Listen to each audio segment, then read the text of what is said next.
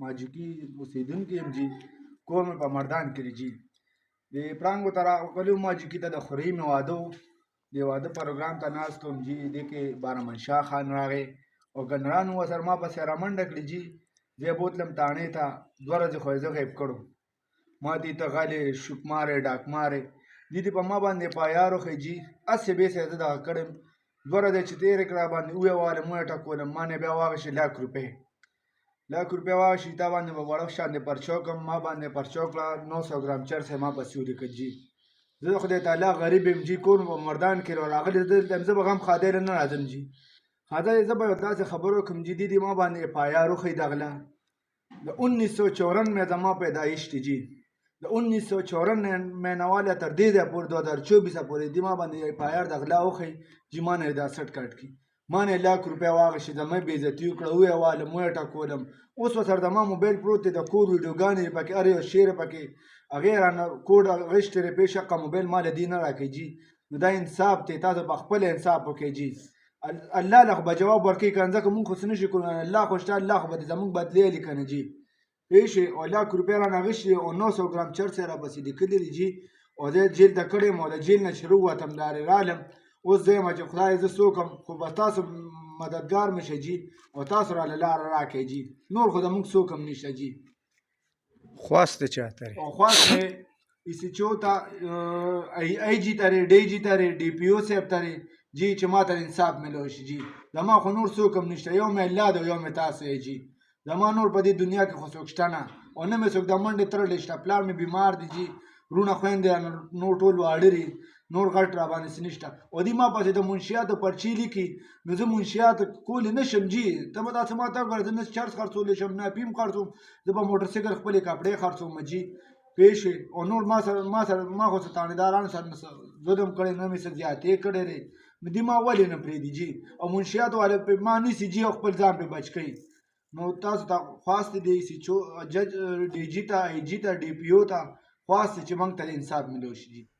ګرانو کتونکو، تاسو دغه خبرې واورېدې. دغه رور 13 ورځ موږ ویلاګ کړو، څنګه چې تاسو پته چې ډي پي او 400 پلان ډي روان کړی دی. او هغه خلکه چې هغه په کلو کې د آیس یا هیروین خرڅوي، د هغوی په ضد باندې اپریشن پیل شوی دی.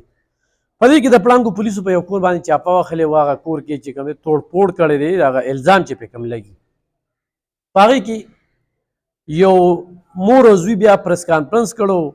هغې کې ټولې خبرې مخې ته ښودلې وې. پریس کانفرنس به ستاسو نظر نه تېر شوي وي. په هغې کې بیا یو ورور طلاق هم غورځولو. بیا په دې کې موږ یو ویلاک وکړو. په سبا باندې بیا موږ سره د هغه کور خلکو رابطه وکړله، او هغوی موږ سره دا د سکندر خان بچي دي، آصف او نور، هغوی بیا موږ سره رابطه وکړله. او هغه ټولې خبرې اترې چې کوم دي نو هغه ویې کړلې په سبا باندې. خو د بده مرغه موږ چې کوم ځای کې دفتر دی، نو هلته کې ټرانسفارمر د هفتې نه زیات شو چې سوځېدلی دی. نو هفتې نه هغه یو پي ایس هم ورځ 2 کار وکړو، خو بس هغه بیا د هغې نه پس موږ درپدر یو. او دا مارکیټ چې کوم دی نو دا د خالد بختیار خان دی.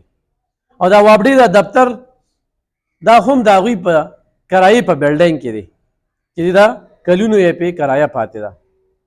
اوس وابډې والا په احتجاج هم دي او په ثوابۍ کې هم کسان یې ویشتې دي. په هغې موږ ډېر زیات خفه یو. خوځې لږ وخت شېبې لپاره به سوچ وکړو چې د یوې ورځې کار په هفته کې ولې نه کېږي. او امپیګانو له ښه ډېر پڼ راغلی د ټرانسفارمرو. د خالد خان په کیسه نشته، یا خالد خان تپوس نشي کولی. نه وابډه مني، نه ام پی ای مني. په خپلو پیسې هم ته اخیستې دي. په هغې باوجود چې کوم دی ټرانسفارمر نه دغه کېږي. خو دا یو پیره نه شو، دا بار بار خرابېږي او دغه شانتې بار بار منتونه وي. بهرحال موږ خپل دفتر هم شپ کوو، خو دغه ورور به انتظار کوو چې یاره زموږ هغه خبرې خو ریکارډ نه شولې.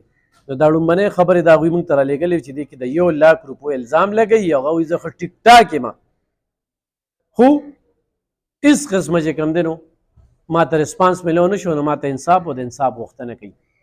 بیا دوی تلي ډي پي او دفتر کې درخواست هم ورکړی دی. زما به ترې اوس هم دا غوښتنې چې تاسو ډي پي او صاحب سره ډایرکټ میلو شئ. خو دا درخواست تاسو وینئ دلته ورکړی دی، خو دې درخواست باندې لا تر اوسه څه کاروی نه ده شوې. و چې دوی طلاق غورځولې، دوی وایي چې مخکې م کوو. په دې کې 12 دی، خو 11 اف آی آر شوي دي. خو دا اف آی آر دوی وایي دا ډېرې زړې دي. د دې نه پس بیا یو جرګه شوې ده جرګه کې دا سټامپ لیکلی شوی دی په دې سټامپ کې دوی نه سوګند پورته کړی چې زموږ د توبه وي خو مشران هم کړي وي نو موږ نور دا کار نه کوو په دې کې بیا یو ویډیو هم چې کومه ده نو هغه هم جاري شوې ده دا وعده کوو چې د نن نه پس په انشاءالله من غلط کار نه کوو د ښه کار تکل به کوو د غلط کار نه به ځان ساتو او چې کوم سړی دا غلط کار کوي نو الله دا قرآن دی تباه او برباد کی او خدای دې د دې معاشرې نه روک کي ځکه دی بیا ناصور دی چې د دې ناصور نه دا کلهمه اسلام دا ته خدای په امن و امان کی او الله دې زمونږ او ستاسو په دې خبرو باندې استقامت نصیب کی زه الله خوشحاله نو دا اوس دغه ویډیو د دې باوجود پکې مودې تیریږي او نن په چاپه وخلی کیږي په دې کې دوی وایي چې یاره په پنډۍ کې زما رونداب او زما رور هلته کې میشته دي په هغوی هلته اف آی آر شوی دی دا اف آی آر تاسو وینئ دا په دوی باندې اف آی آر شوی دی نو دوی د کور نه در په در شوي دي د آی جي پي صاحب نه ډي آی جي صاحب نه ډي پي او صاحب نه دوی د انصاف غوښتنه کوي او دوی وایي چې موږ هر قسمه تسلی ته تیار یو په موږ باندې دا چاپه بلا جواز والی شوې ده موږ چې کوم الزامونه لګولي دي د دې موږ سره ثبوتونه شته دي زموږ د دې کور توړ پوړ شوی دی ما سره ډېر آډیو میسیجونه هم دي اوس دا آډیو میسیجونه دا دوی دا خبرې چا سره کړي دي دا ما ته پته نشته دی خو باقاعده ما ته دا آډیو میسیجونه ښه ډېر رالیږلي دا ډېر غټ غټ دي دا چې اورې نو ډېر کافي وخت خرابوي او د پروګرام کې موږ نشو ځای کولی دې کې هم د 1 لاک روپو ذکر شوی دی کې د هیروین هم ذکر شوی دی دې کې د آیس هم ذکر شوی دی چې دونه به درپسې لیکم دومره به ولیکه دا ټولې خبرې په دې کې شوي دي دا اوس دا خبرې د کم وختو دي دا خبرې ورسره چا کړي دي د دې هم تحقیق پکار دی چې دونه کولو چېرې دونه درپسې لیکم او په دونه کې به د ستا خلاصي کېږي نو دغه 1 لاک روپۍ چا اخیستې دي ولې اخیستې دي پسې اخیستې دي